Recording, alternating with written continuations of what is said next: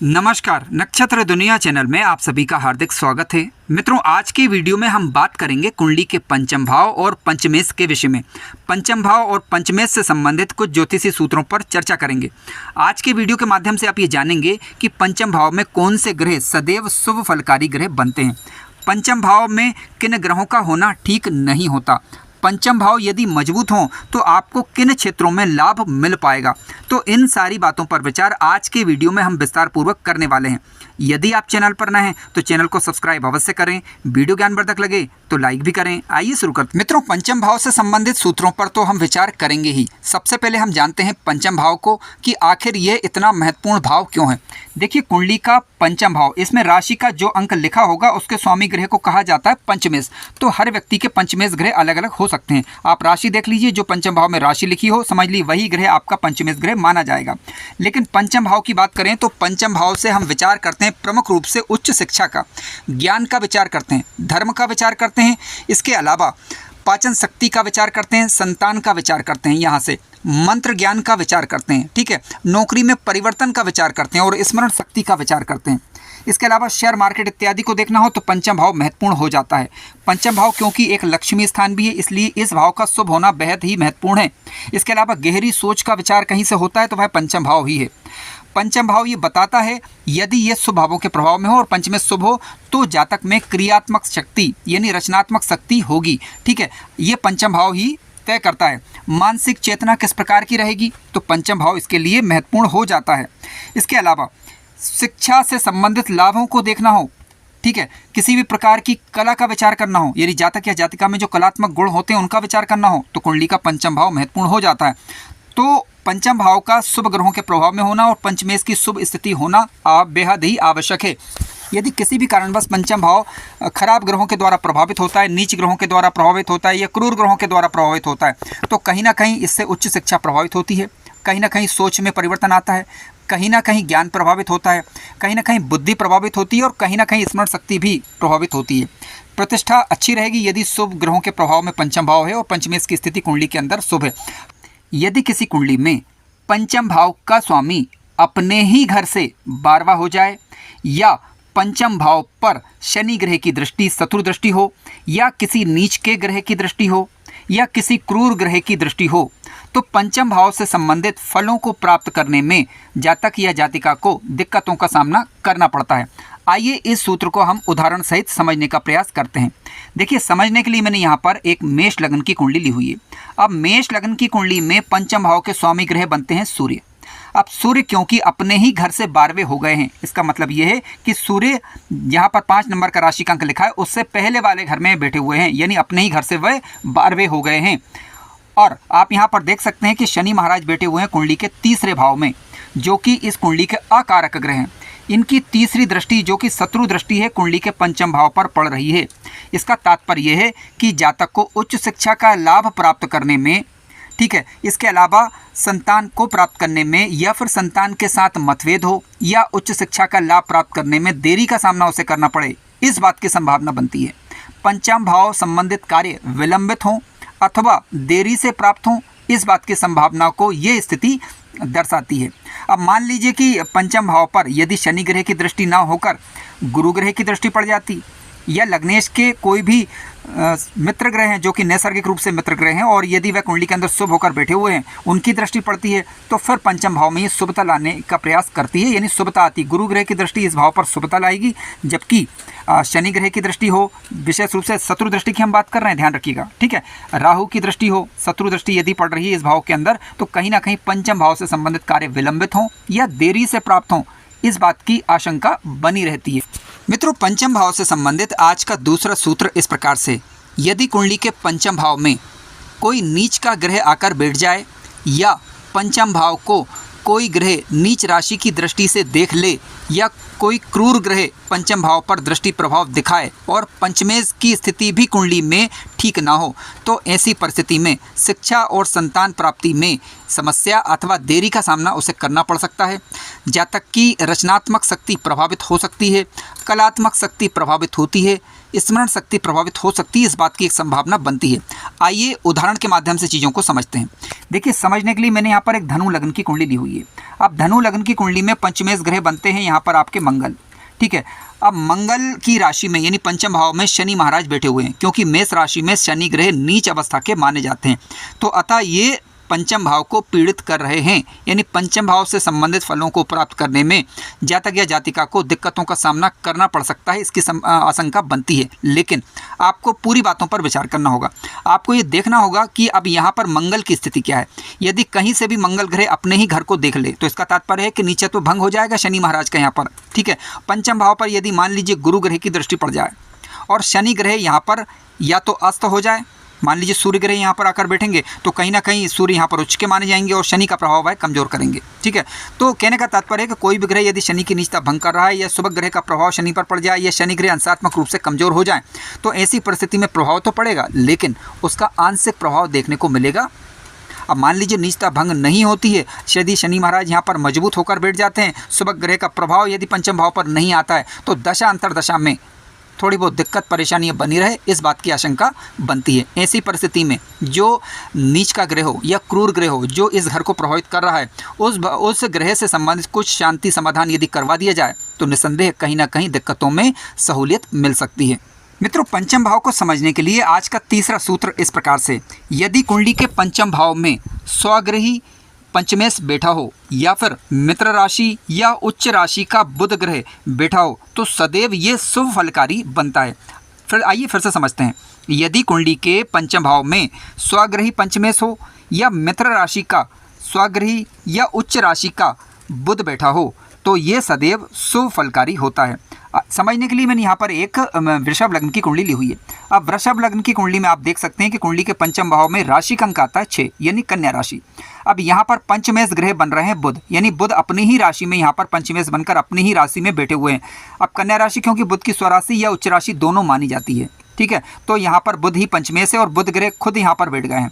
तो अतः कहा जा सकता है कि जातक को पंचमेश की दशा अंतरदशा में शुभ फलों की प्राप्ति होगी। ये बुध जातक को न केवल रचनात्मक बनाएंगे यानी कलात्मक गुण देंगे, बल्कि बुद्धि भी जातक की अच्छी होगी, इस बात की प्रबल संभावना बनती है। हालांकि इसके लिए आपको बुध ग्रह के पास बल कितना है ये देखना होगा।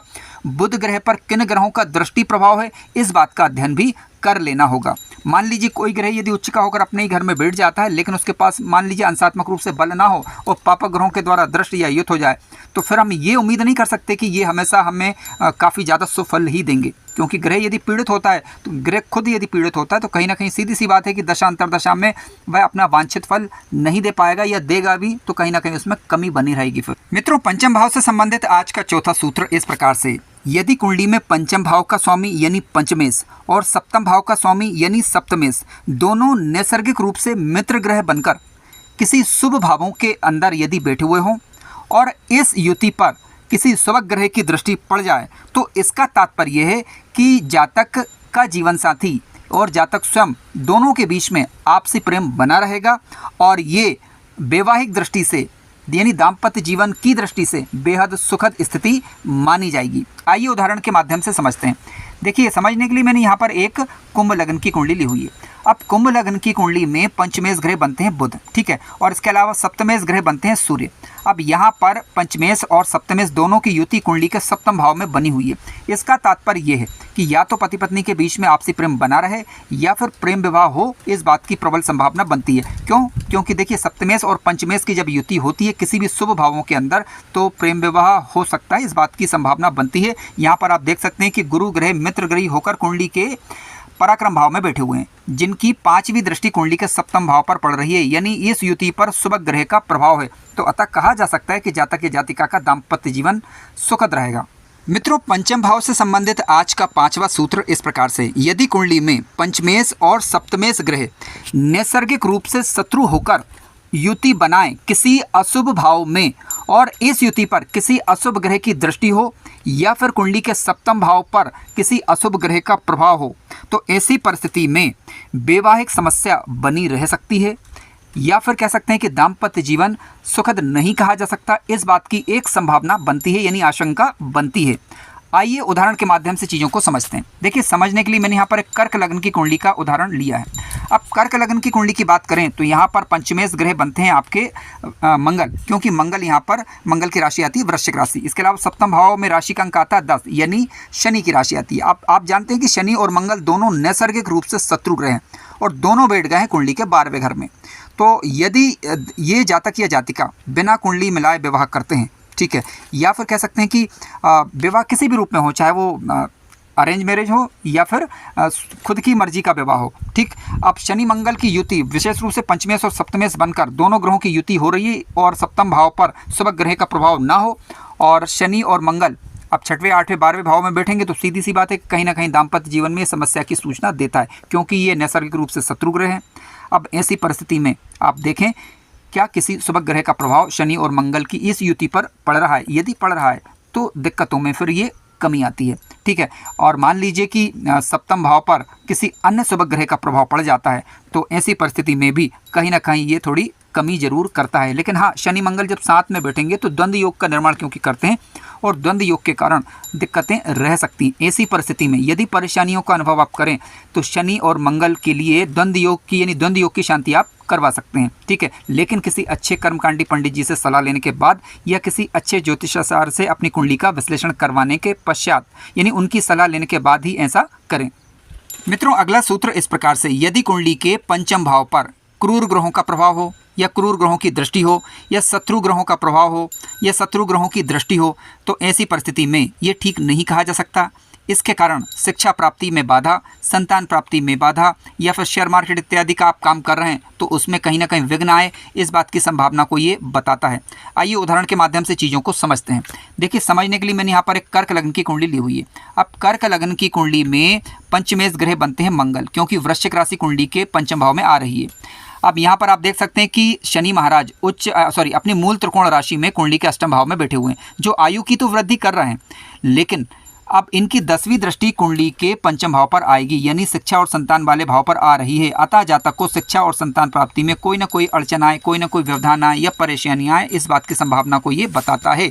लेकिन हमें पूरी बात समझना होगा। अब मान लीजिए कि मंगल ग्रह कुंडली के 10वें भाव में आकर बैठ गए, ठीक है। अब मंगल ग्रह 10वें भाव में आएंगे तो सीधी सी बात है कि 1 नंबर का राशि का अंक आएगा कुंडली के 10वें भाव के अंदर। अब मंगल ग्रह यहाँ पर यदि बैठ जाते हैं तो अब यहाँ पर मंगल हो गए स्वगृही। अब इस परिस्थिति में आप देख सकते हैं कि मंगल की 8वीं दृष्टि अपने ही घर पर पड़ रही है, जबकि शनि महाराज की नीच राशि की दृष्टि पड़ रही है कुंडली के 10वें भाव पर, यानी 10वें भाव को शनि महाराज प्रभावित यहाँ पर कर रहे हैं, क्योंकि यहाँ पर उनकी शत्रु राशि की दृष्टि जा रही है। लेकिन दूसरी तरफ हमें यह भी देखना होगा कि मंगल की स्वगृह दृष्टि पंचम भाव पर जा रही है। स्वगृह दृष्टि पंचम भाव पर जाने के कारण जातक शिक्षा और संतान का लाभ ले पाएगा, इस बात को समझना होगा हमें, ठीक है। क्योंकि देखिए, शनि महाराज जहाँ इस घर को प्रभावित कर रहे हैं तो वहीं मंगल अपने ही घर को बल भी दे रहे हैं। अब यहाँ पर आपको ये देखना होगा कि किस ग्रह के पास बल ज़्यादा है। जिस ग्रह का बल ज़्यादा होगा उसका प्रभाव अधिक होगा। अब मान लीजिए कि मंगल यहाँ किसी भी रूप में कमज़ोर पड़ते हैं, तो ऐसी परिस्थिति में आप किसी अच्छे ज्योतिषी से सलाह लेने के बाद, अपनी कुंडली का विश्लेषण करवाने के बाद, उनकी सलाह लेने के बाद यदि वह कहें तो आप मंगल का रत्न यहाँ पर मूंगा धारण कर सकते हैं। मित्रों, पंचम भाव से संबंधित अगला सूत्र इस प्रकार से, यदि कुंडली के पंचम भाव में गुरु ग्रह बैठे हों या फिर शुभ बुध बैठे हों या फिर शुभ चंद्रमा बैठे हों या फिर शुभ शुक्र बैठे हों या फिर स्वराशि के सूर्य बैठे हों, तो ये इस भाव में सदैव शुभ फलकारी ग्रह बनते हैं। आइए समझते हैं ऐसा क्यों। देखिए, कुंडली के पंचम भाव में यदि सूर्य सिंह राशि के होकर बैठेंगे तो आप जानते हैं कि काल पुरुष की कुंडली में 5 नंबर का अंक आता है पंचम भाव में, यानी सिंह राशि आती है। अब स्वगृही होकर यदि सूर्य यहाँ पर बैठेंगे तो निसंदेह कोई भी ग्रह जब स्वगृही होकर इस भाव के अंदर बैठेगा तो अपनी दशा अंतरदशा में शुभ फल प्रदायक बनता है, यदि वह कुंडली के अंदर कारक ग्रह बन रहा हो।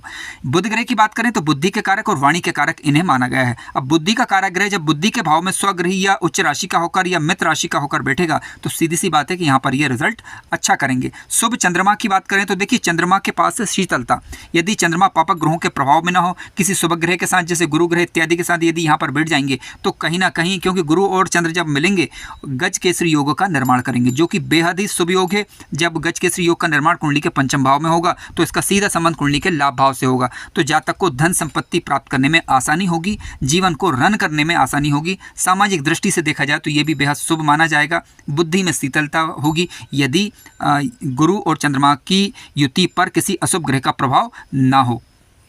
मित्रों कार्यक्रम ज्ञानवर्धक लगा हो तो लाइक करें, चैनल पर नए हो तो सब्सक्राइब भी करें। धन्यवाद।